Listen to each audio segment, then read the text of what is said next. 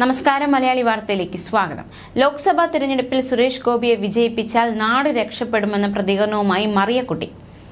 ന്യൂനപക്ഷ മോർച്ച തൃശൂർ ജില്ലാ കമ്മിറ്റി സംഘടിപ്പിച്ച ക്രിസ്മസ് സായാഹ്ന പരിപാടിയിൽ പങ്കെടുക്കവെയായിരുന്നു മറിയക്കുട്ടി സുരേഷ് ഗോപിയെക്കുറിച്ച് ഇത്തരത്തിലുള്ള ഒരു പ്രതികരണം നടത്തിയത്. നമുക്കറിയാം, നേരത്തെ സുരേഷ് ഗോപി മറിയക്കുട്ടിയെ സന്ദർശിച്ചിരുന്നു.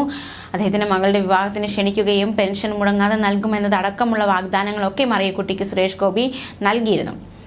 മാത്രമല്ല, മുഖ്യമന്ത്രിയെ മറിയക്കുട്ടി വിമർശിച്ചിരിക്കുകയാണ്. മുഖ്യമന്ത്രി പിണറായി വിജയന്റെ ഭരണം ജനങ്ങൾക്ക് മടുത്തെന്നും ഈ ഭരണത്തെ കേരളം കടലിൽ മുക്കുമെന്നും മറിയക്കുട്ടി പറഞ്ഞു.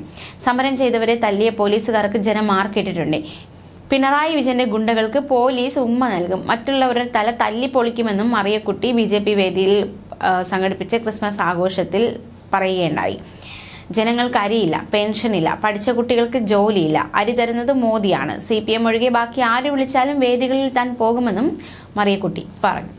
BJP നേതാവ് കുമ്മനം രാജശേഖരൻ, ജില്ലാ പ്രസിഡന്റ് KK അനീഷ് കുമാർ, ജില്ലാ ജനറൽ സെക്രട്ടറി ജസ്റ്റിൻ ജേക്കബ്, ന്യൂനപക്ഷ മോർച്ച ജില്ലാ അധ്യക്ഷൻ ടോണി ചോക്കോ എന്നിവർ പ്രസംഗിക്കുകയുണ്ടായി. അതേസമയം മറിയക്കുട്ടിക്കെതിരെ വിമർശനവുമായി CPM. കേരളത്തിന്റെ രാഷ്ട്രീയ അധംപതനത്തിന്റെ തെളിവാണ് മറിയക്കുട്ടിയെന്ന് CPM ഇടുക്കി ജില്ലാ സെക്രട്ടറി CV വർഗീസ് ആരോപിച്ചു.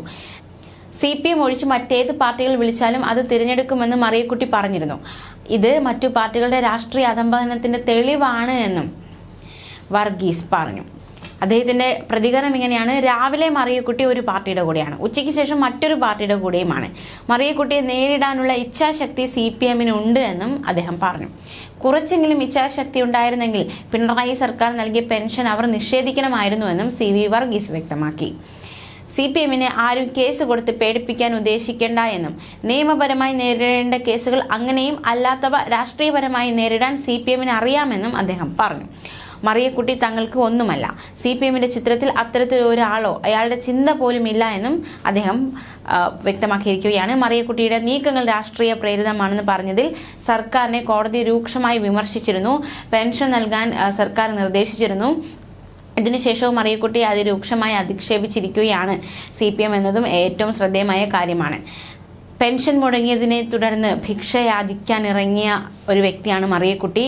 ഈ വലിയ മാധ്യമ ശ്രദ്ധ നേടിയ ഒരു വ്യക്തിയാണ്. ന്യൂസ് ഡെസ്ക് മലയാളി വാർത്ത.